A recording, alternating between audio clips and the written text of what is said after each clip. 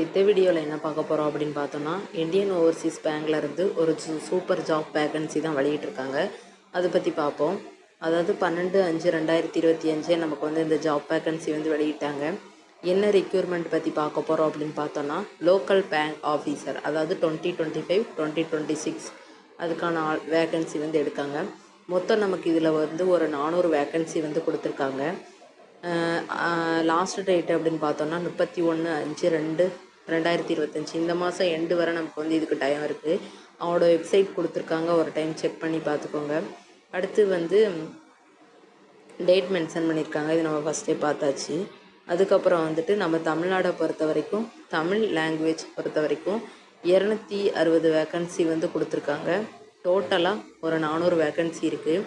இதில் வந்து SC category பொறுத்த வரைக்கும் 39 வேக்கன்சி, எஸ்டி கேட்டகரியில் ஒரு 19, ஓபிசியில் 70, இடபிள்யூஎஸில் 26, யூஆர் கேட்டகரி அதாவது ஜென்ரலில் வந்து 106 வேக்கன்சி. அடுத்து அவுட் ஆஃப் விச் அதில் எவ்வளோ அப்படின்ற மாதிரி மென்ஷன் பண்ணியிருக்காங்க, ஒரு டைம் வந்து செக் பண்ணி பார்த்துக்கோங்க. அதுக்கப்புறம் வந்துட்டு நேஷ்னாலிட்டி என்ன இருக்கணும் அப்படின்ற மாதிரி மென்ஷன் பண்ணியிருக்காங்க. அடுத்து ஏஜ் குவாலிஃபிகேஷனை பொறுத்த வரைக்கும் candidate must have been born on later than 1/5/2025 and earlier 2/5/1995, அதாவது இந்த டேட்டுக்கு உள்ளே இருக்கணும், இந்த டேட்டுக்கு வெளியில் இருக்கணுன்ற மாதிரி மென்ஷன் பண்ணியிருக்காங்க. அடுத்து போஸ்ட்டை பொறுத்த வரைக்கும் லோக்கல் பேங்க் ஆஃபீஸர் மினிமமாக 20 வயசு இருக்கணும், மேக்ஸிமமாக 30 வயசு இருக்கணும் அப்படின்னு மென்ஷன் பண்ணியிருக்காங்க. எஜுகேஷன் குவாலிஃபிகேஷனை பொறுத்த வரைக்கும் குறைஞ்சது நீங்கள் வந்து டிகிரி முடிச்சிருக்கணும் அப்படின்னு சொல்லியிருக்காங்க.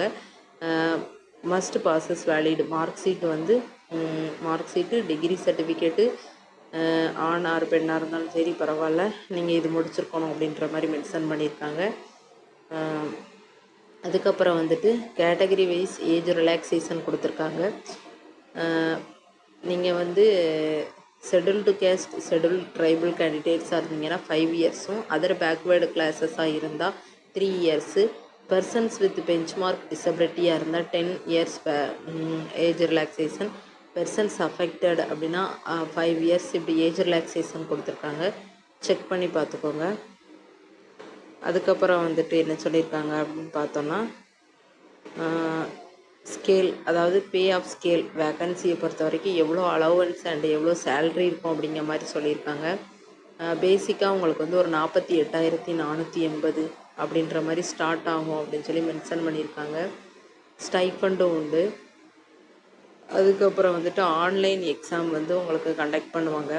லாங்குவேஜ் ப்ரொஃபிஷியன்சி டெஸ்ட்டு, அதுக்கப்புறம் பர்சனல் இன்டர்வியூ ரெண்டுமே இருக்கும் அப்படின்னு சொல்லி மென்ஷன் பண்ணியிருக்காங்க. அதுக்கடுத்துட்டு வந்துட்டு டாபிக் வைஸ், அதாவது என்னென்ன ஆன்லைனில் வந்து உங்களுக்கு எக்ஸாமினேஷனுக்கு என்னென்ன இருக்கும் அப்படின்ற மாதிரி சொல்லியிருக்காங்க. ரீசனிங் அண்டு கம்ப்யூட்டர் ஆப்டிடியூடில் வந்து நம்பர் ஆஃப் கொஸ்டின்ஸ் 30 இருக்கும், மேக்ஸிமம் மார்க் வந்து 60. ஜென்ரல் எக்கனாமி பேங்கிங் அவேர்னஸில் வந்து ஒரு 40 மார்க்கு. அடுத்து டேட்டா அனலைசிஸ் அண்ட் இன்டர்பிரிடேஷன் அதில் வந்து 30 மார்க்கு, மேக்ஸிமமாக 60.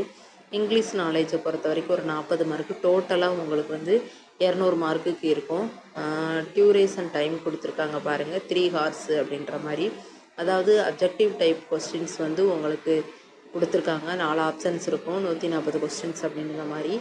அதுக்கப்புறம் வந்துட்டு செலெக்ஷன்ஸ் குவாலிஃபையிங் மார்க்ஸ் 30%, அதுக்கடுத்து 35% அப்படின்ற மாதிரி மென்ஷன் பண்ணியிருக்காங்க. ஒரு கொஸ்டினுக்கும் நீங்கள் ராங்காக ஆன்சர் பண்ணிட்டீங்க அப்படின்னா நெகட்டிவ் மார்க்கும் இருக்குது, 0.25% அப்படின்னு சொல்லி மென்ஷன் பண்ணியிருக்காங்க. அதுக்கப்புறம் லாங்குவேஜ் ப்ரொஃபிஷியன்சி டெஸ்ட் எப்படி இருக்கும், பர்சனல் இன்டர்வியூ எப்படி இருக்கும், ஃபைனல் செலெக்ஷன் எப்படி இருக்கும் அப்படிங்கிற மாதிரி ப்ரொசீஜர் டீட்டெயில் கொடுத்துருக்காங்க, ஒரு டைம் செக் பண்ணி பார்த்துக்கோங்க. அதுக்கப்புறம் வந்துட்டு அப்ளிகேஷன் ஃபீஸ் கொடுத்துருக்காங்க. எஸ்சி எஸ்டி பிடபிள்யூடி கேட்டகரியாக இருந்தீங்கன்னா உங்களுக்கு வந்து 175 ரூபாயும், அதுக்கப்புறம் இன்க்ளூடிங் ஜிஎஸ்டி உண்டு. அதுக்கப்புறம் ஜென்ரல் கேட்டகரி, இடபிள்யூஎஸ், ஓபிசி கேட்டகரியாக இருந்தீங்கன்னா 850 ரூபாயும், அதுக்கப்புறம் உங்களுக்கு வித் ஜிஎஸ்டி உண்டு அப்படின்ற மாதிரி மென்ஷன் பண்ணியிருக்காங்க. அதுக்கடுத்து வந்து என்ன சொல்லியிருக்காங்க அப்படின்னா, எக்ஸாம் சென்டரை பொறுத்த வரைக்கும் வேரியஸ் சென்டர் இருக்குது. நமக்கு வந்து எங்கெங்கே சென்டர் இருக்குது அப்படின்ற மாதிரி கீழே பாக்ஸில் கொடுத்துருக்கோம் அப்படின்ற மாதிரி சொல்லியிருக்காங்க. வாங்க பார்ப்போம்.